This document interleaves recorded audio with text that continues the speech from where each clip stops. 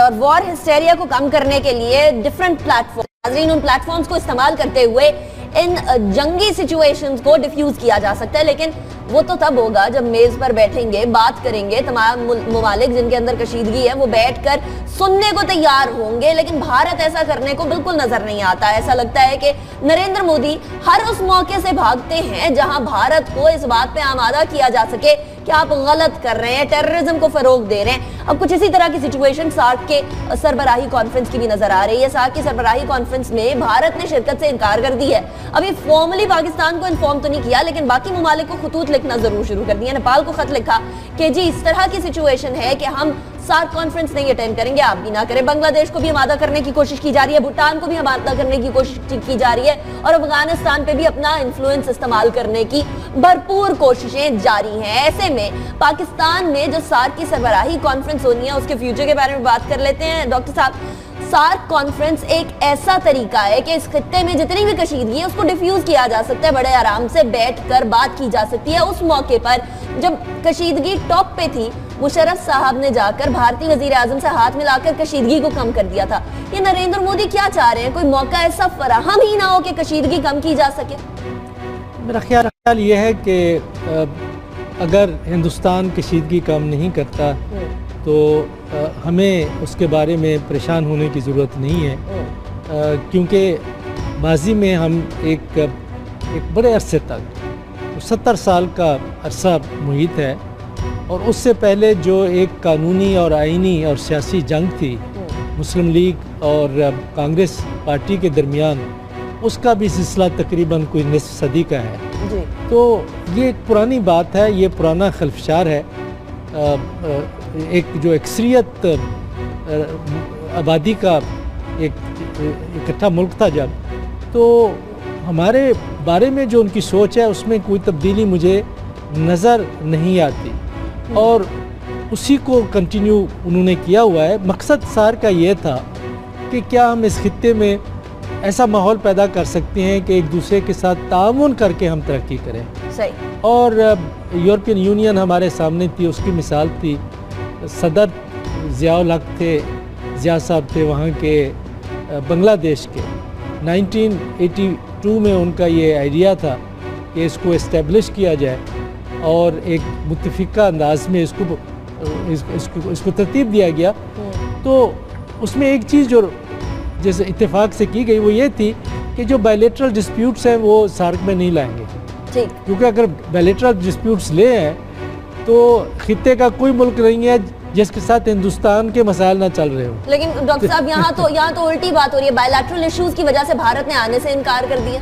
نہیں، وہ ضرور ظاہر ہے کہ سمجھتا ہوں کہ بھائی ان کا ذرا تھوڑا سا اور مقصد ہے، میں بیان کر رہا تھا، وہ اسی لیے نہیں آ رہے کہ وہ جو ان کی ایک پالیسی ہے کہ پاکستان کو ہم نے آئسولیٹ کرنا ہے، یہ اس کا حصہ ہے۔ سارک اس کے بارے میں نہیں سمجھتا کہ سارک کو ان کا مقصد ہے۔ سارک کے بارے میں بھی ہندوستان ذرا محتاط رہا ہے ماضی میں، کہ باقی ملکوں میں زیادہ اسپرٹ تھی، زیادہ جذبہ تھا، لیکن ہندوستان کا یہ تھا کہ کہیں پاکستان ان سب کو اکٹھا کر کے ہمارے خلاف نہ استعمال کرے۔ تو اب یہ کوشش ہو رہی ہے، لیکن اس بارے میں ہمیں ایک ذہن میں ایک بنا لینا چاہیے، فیصلہ کر لینا چاہیے کہ اگر ہندوستان باقی ممالک کو بھی یہ دباؤ ڈال کے ان کو بھی باز رکھتا ہے کہ وہ اسلام آباد میں نہ آئے، پاکستان میں نہ آئے اس سارک کانفرنس کے لیے، تو ہم اپنے لحاظ سے یہ سمجھ لیں کہ سارک کی ایک طبی موت واقع ہو چکی ہے، تو ہمیں اس میں پھر زیادہ کوئی جذبہ نہیں دکھانا چاہیے۔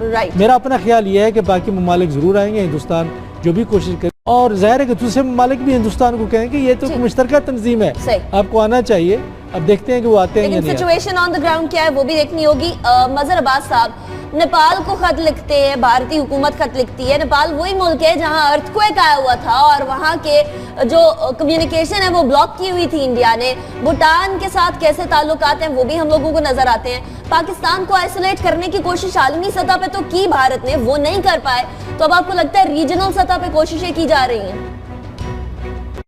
دیکھیے اس میں ہمارا جو فالٹ ہے وہ بہت زیادہ ہے۔ دیکھیے نیپال کو تو اس لیے لکھا ہے کیونکہ نیپال جو ہے وہ سارک کا چیئرمین ہے، تو آفیشلی تو انہی کو انفارم کرنا ہوتا ہے ان کو. لیکن ہمیں یہ سوچنا چاہیے کہ بنگلہ دیش سے ہمارے تعلقات خراب ہیں, افغانستان سے صورتحال خراب ہے, تو جو ریجنل ایشوز ہیں ہمارے, اس میں بھی ہماری جو ڈپلومیٹک ناکامیاں ہیں, اگر سارک کانفرنس نہیں ہوتی تو آپ کے لیے ضرور یہ ایک سیٹ بیک ہوگا.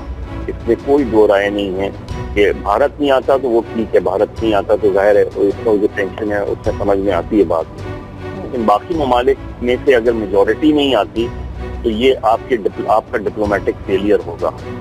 اور اس کے لیے بہت ہی سنجیدہ کوشش کرنی چاہیے کہ انڈیا آپ کو آئسولیٹ کرنا چاہ رہا ہے, لیکن آپ کی کوشش ہونی چاہیے کہ سارک کانفرنس پر صورت میں ہو, اور سارک کانفرنس کا نہ ہونا جو ہے وہ میرا خیال ہے کہ ہمارے لیے کوئی بہت اچھا شگون نہیں ہوگا. یہ جو صورتحال ہے یہ ہمیں ریجنل طور پہ الرٹ کرنے کے لیے کافی ہوگی کہ ریجنلی ہم اگر آئسولیٹ ہوتے ہیں تو دنیا میں تو ویسی صورتحال آپ کے لیے کوئی بہت اچھی نہیں ہے.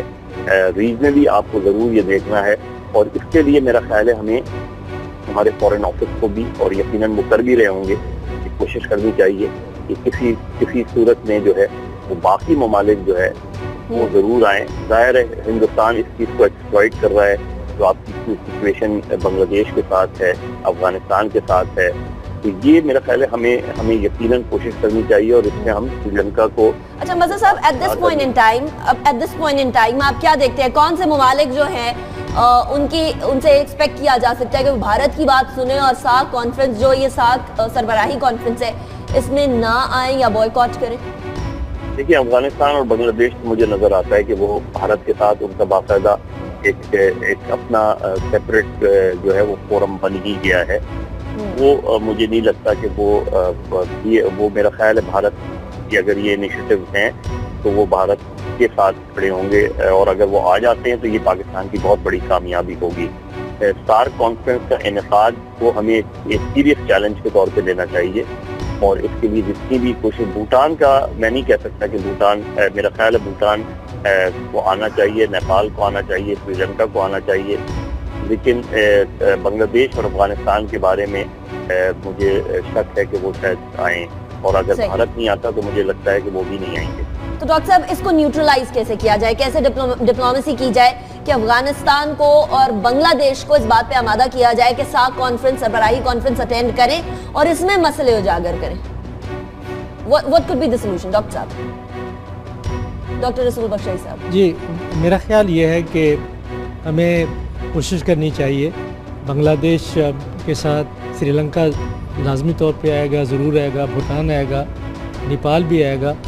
ہمیں کام کرنا ہوگا دو ممالک کے ساتھ, ایک افغانستان کے ساتھ اور دوسرا بنگلہ دیش کے ساتھ. دونوں کے ساتھ ہمارے رشتے بہت درینہ ہیں, بہت قریبی ہیں, تلخیاں ضرور ہیں, مسائل ضرور ہیں, لیکن یہ ایک بہت بڑا چیلنج ہے ہماری حکومت کے لیے, نواز شریف صاحب کے لیے اور ہمارے سفارتکاروں کے لیے. اس کے ساتھ ساتھ جو باقی سیاسی جماعتیں ہیں ان کو بھی اپنا کردار ادا کرنا چاہیے کہ ہم کس طریقے سے افغانستان اور پاکستان کو قریب لا سکتے ہیں, شکوک و شبہات ختم کر سکتے ہیں اور اعتماد سازی کر سکتے ہیں. یہ انتہائی اہم موڑ ہے کہ اس سے ڈٹرمن ہوگا کہ کیا پاکستان کامیاب ہوتا ہے یا ہندوستان کامیاب ہوتا ہے. یہ ایک بہت بڑا چیلنج ہے ہمارے لیے. ہمیں تو یہ بھی کوشش کرنی چاہیے کہ ہندوستان کو بھی آنا چاہیے, اور ہمیں ذرا جو رد عمل جو ہے ہمارا, چونکہ سارک کانفرنس کے ہم میزبان ہیں, اس حوالے سے ہماری کوشش یہ ہونی چاہیے کہ اگر ہندوستان تلخیاں پیدا کرنے کی کوشش کرتا ہے تو ہمیں تلخیاں نہیں پیدا کرنی چاہیے اپنی جانب سے, کہ یہ کانفرنس ہو جائے. ہمیں زیادہ بہتر طریقے سے ہماری قیادت کا کردار بھی میں سمجھتا ہوں کہ بہتر ہے مودی سے, کہ مودی صاحب گرم مزاج ہیں, اور میں سمجھتا ہوں کہ اتنا بڑے ملک اور اتنا بڑی جمہوریت کے حوالے سے اس قسم کے وزیر اعظم کا ہونا نہ صرف خطرناک ہے بلکہ وہ جو ایک روایتی کردار رہا ہے ہندوستان کی قیادت کا, سیاسی قیادت کا, اس سے وہ مطابق نہیں رکھتا, ہمارے مطابقت نہیں رکھتا. لیکن ہمارے ہاں پاکستان میں سمجھتا ہوں کہ ہمارے وزیر اعظم نے, ہماری حکومت نے ایک اچھے انداز سے